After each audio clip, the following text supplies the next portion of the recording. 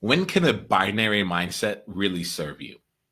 I think this is really fun for me because I'm typically looking at how can we take things that may have only one or two options and find the nuances in it, increase the range, check out the spectrum. We're talking about distinctions as we go along here. So typically, I'm looking to see how can I give you even more options than just two. And sometimes, as a tool, I love to explore looking at the binary option. Comes up a lot in my coaching as well. I think some really great example of this has been the imposter syndrome. So a number of my clients will come out and they'll talk about a new thing that they're bringing to life because that's what we work on. We help you bring out what you wouldn't normally bring out on your own. And there's a feeling that comes along with it of an imposter syndrome. Am I going to be found out that that I'm not actually at the level that I'm aiming to play at?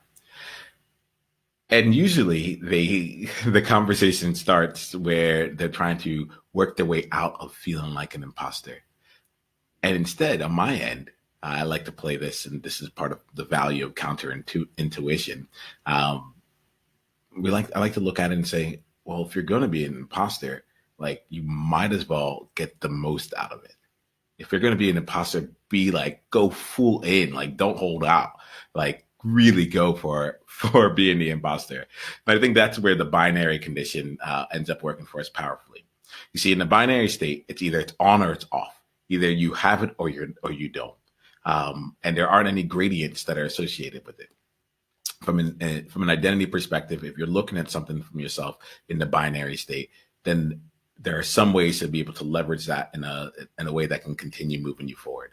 So going back to the example of the imposter, the tool there is really playing with the idea of if you already feel that what you're doing might present you, or you might be found out as being an imposter, then you don't want to get caught, quote unquote, for something minuscule or at the very beginning of your comfort zone.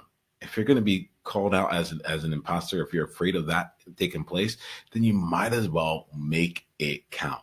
It's almost like, are you going far enough? When you find yourself in a binary situation, are the elements that end up really creating more space is like, are you taking it far enough? Ooh, right now I am thinking I had some other examples that were coming to mind, but I'm going to use this one here because it's the edgiest one for me. It's not the one that I feel the most comfortable sharing. And so that's where we have to go with it, right? Not because it's edgy for me and I wanted like there's something in the absolute version of it, but in the relative element of it. Right now, I'm good with being an imposter, so that example comes off easy. However, for you, whatever you might be looking at to really explore as your binary condition, that might be something that actually has a lot more tension for you. And I think in the second part of really going through the transformation journey here, we have the discover phase, we have the appreciate phase, the experiment, and then leverage. The appreciate phase is when we're in that like when we don't necessarily know how to be with it. And so I want to make sure that I acknowledge that and use that for all of our purpose. I might have also been stolen there. So here goes the deal. As I have been showing up more and more as a trailblazer and finding out my own journey is around liberating myself from a repressed state of being able to create success, a very narrow window as to what I thought success could look like. I've been finding myself speaking up and being more active in different types of movements, global movements, and calls for justice. And this has been happening over a number of different years. And in a conversation I had with a friend and peer, I brought up the fact that I'm afraid of being considered a radical. And we had a whole conversation about that. So in this regard here, being thought of as radical is a binary for me. You know, I'm like, either I'm not considered a radical or I am. So as part of my process, as I go through the appreciate stage of things, I discovered that it was uncomfortable for me to be a radical. And I was also challenged on like, how can you change anything meaningfully if you're trying to play within the narrow window of not being a radical or doing radical things? It's been messing with me. So I brought that up in conversation with another friend who's really into social impact and systemic change. And he brought something up that really played with my mind. As I was bringing up, like, oh, I'm afraid of being considered a radical. What do you think about that? He's like, oh, I understand that, but the question's a little bit different in my mind. The question I ask myself is this radical enough? Am I being radical enough?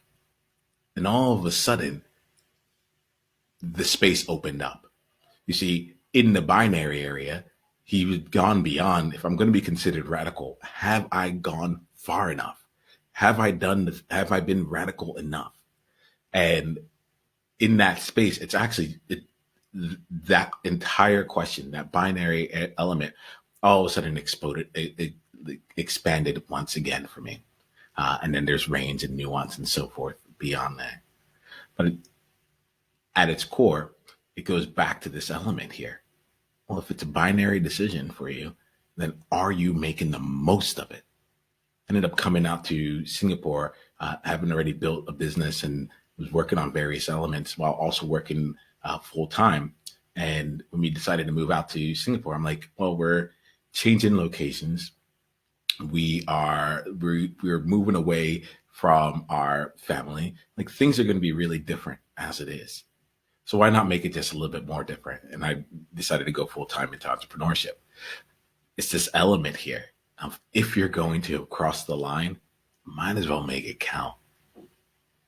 And I'll end this here with that element of the question here, the question that was posed to me. For me, it was around the uncomfortable feeling of being considered a radical. And what opened up even more space for me was, am I being radical enough? What's your variation of a question like that? If you're thinking about being an imposter, like if you're going to be considered an imposter, is it going to be for something really worth it? What's your variation that can give you even more space to play in that binary stage and then take things even further? So over the next 24 hours, I want to give you a chance to play a little bit differently, to get into the binary. What's the thing? And I like to look at it from a piece of your identity, or a way that others might consider you if you were playing at your next level, or if you're even just being more visible in terms of what was really true and real for you. If we consider that to be a binary state, something that you're avoiding trying to be seen as, what would it be like for you for the next 24 hours to play with the question, if I'm going to be seen as this way anyway, how can I make the most of it? And I invite you to play with it in your mind and take it even further by testing it out and experimenting it in real life.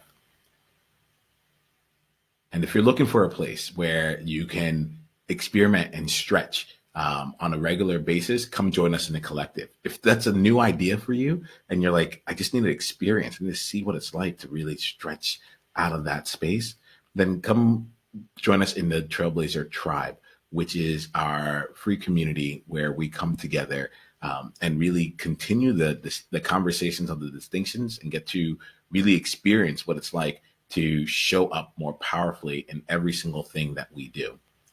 We have ongoing gatherings where you can come in and meet some of the other Trailblazers, and also have an opportunity to work with me directly for an experience that would really transform you. So we'll leave it at that. If you're interested in having an experience of this for yourself and continuing the conversation in a meaningful way, go to niyama.com/tribe. That's NIIAMAH.com/tribe, and come sign up and see us in our upcoming gatherings. Until then, I want you to remember something. You got this, and we got you. Journey on. Hey, Niyama here. Hit the subscribe button if you haven't yet, and then go ahead and leave one of your insights from today's video in the comments below. If you're looking to take this deeper, you can go and watch another video, or you can go to niyama.com/tribe to get exclusive invitation to our tribe member only events. I'll see you soon.